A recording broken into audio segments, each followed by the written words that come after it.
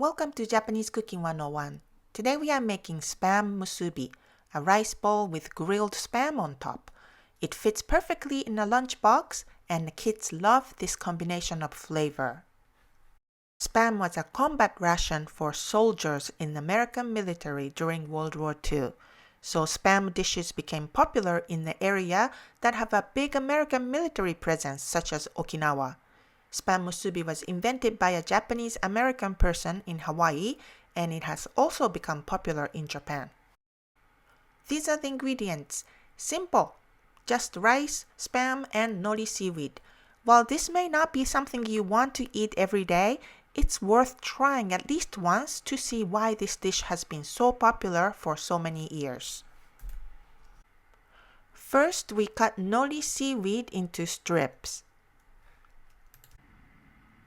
Next, open a can of spam and slice into about ½ inch thick. You can make it thinner or thicker depending on how you like. Heat a frying pan at medium heat and cook the sliced spam for 2 to 3 minutes per side. The meat is already cooked, but we want to brown the surface. We are going to make rice balls.